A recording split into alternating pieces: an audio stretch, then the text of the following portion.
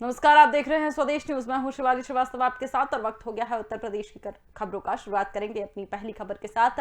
उत्तर प्रदेश के पूर्व मुख्यमंत्री और राजस्थान हिमाचल प्रदेश के पूर्व राज्यपाल कल्याण सिंह पंचतत्व में विलीन हो गए। राजकीय सम्मान के साथ बुलंदशहर जिले के नरौरा स्थित बंशी घाट पर उनका अंतिम संस्कार हुआ। उनके बेटे राजवीर सिंह ने उन्हें मुखाग्नि दी। इससे पहले रक्षा मंत्री राजनाथ सिंह, उत्तराखंड के मुख्यमंत्री पुष्कर सिंह धामी, केंद्रीय मंत्री स्मृति ईरानी, यूपी के मुख्यमंत्री योगी आदित्यनाथ समेत कई बड़े नेताओं ने पूर्व सीएम को श्रद्धांजलि दी। पूर्व मुख्यमंत्री कल्याण सिंह बाबूजी का अंतिम यात्रा में भारी जनसैलाब उमड़ा। जिस भी रास्ते से बाबूजी का पार्थिव शरीर गुजरा, लोगों की आंखें नम हो गई। महिलाएं, बुजुर्ग, बच्चों ने उन पर पुष्प वर्षा की। कई घंटों तक लोग अलीगढ़ के स्टेडियम से बुलंदशहर के नरौरा घाट तक सड़कों के दोनों तरफ खड़े रहे। सुबह 9 बजे से शुरू हुई ये यात्रा शाम 3 बजे नरौरा घाट पहुंची। घाट पर पूर्व सीएम को श्रद्धांजलि देने के लिए जनसैलाब उमड़ पड़ा। घाट को चारों तरफ से बंद कर दिया गया था।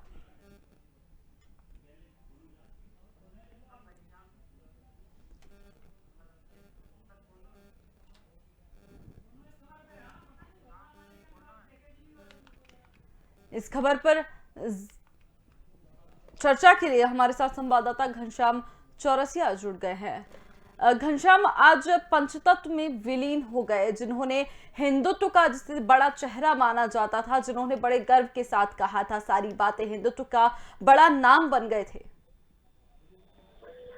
बिल्कुल, आज वो पंचतत्व में विलीन हुए। उनके बेटे राजवीर ने उनको मुखाग्नि दिया और आज वो 3 दिन का राजकीय शोक था। आज उसका अंतिम दिन है और उस वहां पे जो उनका जन्म स्थान था नरौरा बुलंदशहर, वही नरौरा बुलंदशहर में उनका अंतिम संस्कार किया गया।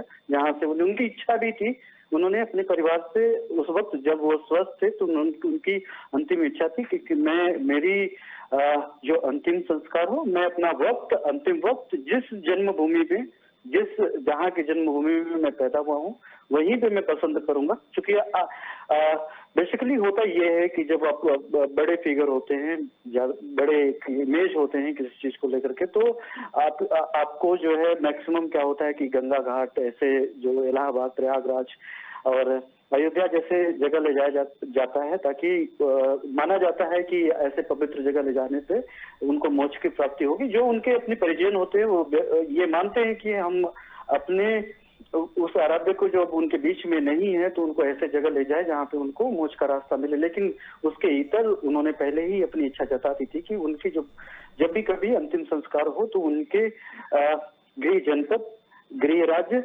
अपने गांव घर के बीच में हो, ताकि हम अपने उस मिट्टी में मिल सके जिस मिट्टी से निकल करके हम पैदा हुए थे। तो जाहिर सी बात है कि वहां पे आज पूरे दिन लोगों के दौरे लगे रहे, लगातार इस पे लोग आते जाते रहे और इसी बीच में उनको जो है एक राज्य के सम्मान के साथ उनका अंतिम संस्कार किया गया। जी बहुत बहुत धन्यवाद तमाम जानकारी के लिए। तो आपको बता दें कि किस तरह का जीवन था कल्याण सिंह का, उस पर एक नजर डालते हैं।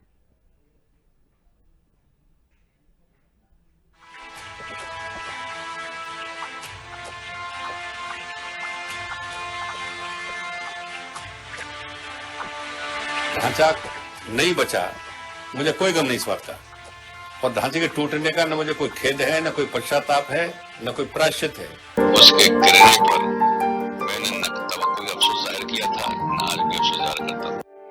ये थे दिवंगत कल्याण सिंह, जिन्होंने इस बात पर कभी खेद नहीं किया कि अयोध्या में बाबरी मस्जिद का ढांचा उनके मुख्यमंत्री रहते टूटा, बल्कि आजीवन उन्होंने इस पर गर्व महसूस किया। यही वजह रही कि उन्हें हिंदू हृदय सम्राट कहा जाता था। कल्याण सिंह राजनीति में शुचिता और स्वाभिमान की मिसाल थे। यही वजह रही कि जब बात सम्मान की आई तो उन्होंने पार्टी नेतृत्व से पंगा लेने में भी गुरेज नहीं किया। कल्याण सिंह का जन्म 5 जनवरी 1932 को उत्तर प्रदेश के अलीगढ़ में हुआ था। कल्याण सिंह ने अपने राजनीतिक करियर की शुरुआत भारतीय जनसंघ से की थी। उन्होंने सबसे पहले साल 1962 में अलीगढ़ की अतरौली सीट से जनसंघ के टिकट पर विधानसभा चुनाव लड़ा, लेकिन वह चुनाव हार गए। इसके बाद 1967 में कल्याण सिंह ने एक बार फिर से अतरौली विधानसभा चुनाव लड़ा और जीत हासिल की। 1980 से 1985 को छोड़ दें तो कल्याण सिंह साल 2004 तक अतरौली से विधायक रहे। इस दौरान उन्होंने 8 बार विधायक का चुनाव जीता। 1980 में उन्हें कांग्रेस के टिकट पर अनवर खां ने हराया था। इमरजेंसी के बाद जब जनसंघ से भाजपा बनी और 1984 में विधानसभा चुनाव हुआ तो भाजपा पूरी तरह हार गई। भाजपा महज 2 सीटों पर सिमट गई। खुद अटल बिहारी वाजपेयी चुनाव हार गए। उस समय भाजपा को बनिया और ब्राह्मण पार्टी कहा जाता था। 90 के दशक में ही भाजपा और अन्य हिंदुवादी संगठनों ने अयोध्या राम मंदिर निर्माण के लिए आंदोलन शुरू किया और ब्राह्मण पार्टी की अपनी छवि सुधारने के लिए भाजपा ने पिछड़ों का चेहरा कल्याण सिंह को बनाया। उस समय कल्याण सिंह की छवि लोधी राजपूतों के मुखिया और हिंदू हृदय सम्राट की बन चुकी थी। बाबरी मस्जिद, राम मंदिर मुद्दे और कल्याण सिंह को आगे लाने का फायदा भाजपा को उत्तर प्रदेश में साल 1991 में हुए विधानसभा चुनाव में मिला। इन चुनावों में भाजपा को उत्तर प्रदेश में 221 सीटें मिली और देश के सबसे बड़े राज्य में अपनी सरकार बनाई। कल्याण सिंह उत्तर प्रदेश के मुख्यमंत्री बने। हालांकि 1 साल बाद ही 6 दिसंबर 1992 को अयोध्या में बाबरी मस्जिद गिरा दी गई। उस समय बाबरी मस्जिद की सुरक्षा का जिम्मा कल्याण सिंह सरकार पर था। बाबरी मस्जिद विध्वंस के कारण देश में अराजकता का माहौल बन गया। इसके बाद कल्याण सिंह ने इसकी नैतिक जिम्मेदारी लेते हुए 6 दिसंबर 1992 को ही मुख्यमंत्री पद से त्याग पत्र दे दिया। अरे क्या 10 बार सरकारें कुर्बान करनी पड़ेगी तुमको। लेकिन दूसरे दिन केंद्र सरकार ने यूपी की बीजेपी सरकार को बर्खास्त कर दिया। साल 1993 में उत्तर प्रदेश में फिर चुनाव हुए। इस चुनाव में भाजपा के वोट तो बढ़े लेकिन सीटें घट गईं और भाजपा सत्ता से बाहर हो गई। विधानसभा में कल्याण सिंह विपक्ष के नेता बने और उन्होंने दमदारी के साथ विपक्ष के नेता की भूमिका अदा की। साल 1997 के विधानसभा चुनाव में भाजपा को 173 सीटें हासिल हुई, जबकि समाजवादी पार्टी को 108, बहुजन समाज पार्टी को 66 और कांग्रेस को 33 सीटें मिली। ऐसे में कोई एक दल अकेले सरकार नहीं बना सकता था। इसको देखते हुए भाजपा और बसपा के बीच गठबंधन हुआ और 6 महीने मुख्यमंत्री बनने की सहमति बनी। इस तरह मायावती पहले 6 महीने मुख्यमंत्री रही और फिर कल्याण सिंह वापस उत्तर प्रदेश के मुख्यमंत्री बने। उत्तर प्रदेश की राजनीति का काला दौर कल्याण सिंह ने मुख्यमंत्री बनने के बाद मायावती सरकार के कई फैसलों को पलट दिया, जिससे दोनों पार्टियों के बीच गहरे मतभेद उभर आए।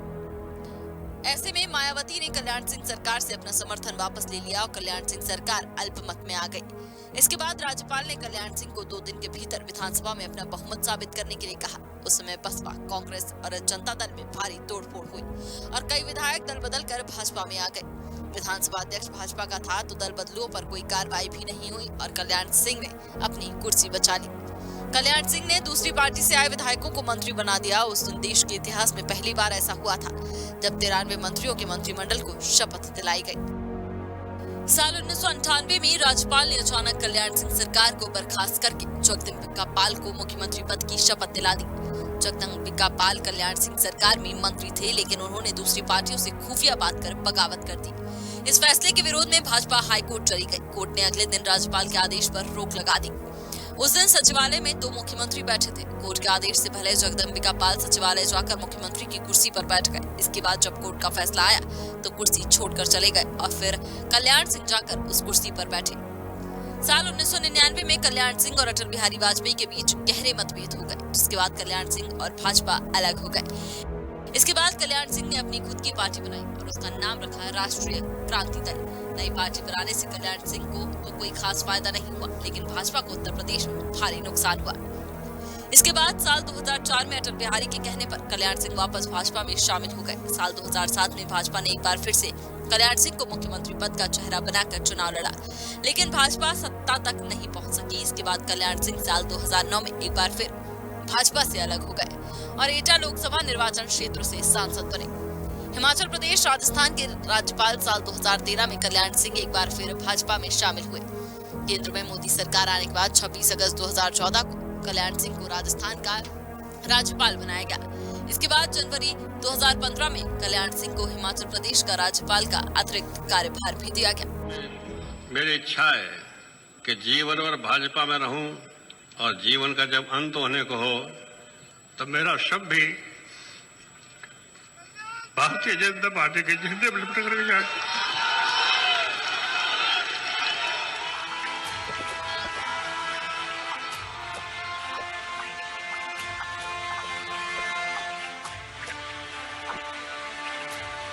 ईश्वर से प्रार्थना करते हैं कि सबको संबल दें कि हम अपने कल्याण सिंह जी के मूल्यों और आदर्शों को आत्मसात कर सकें।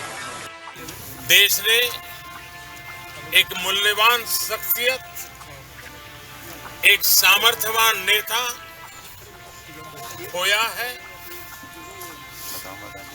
हम उनके भरपाई के लिए उनके आदर्शों, उनको संकल्पों को लेकर के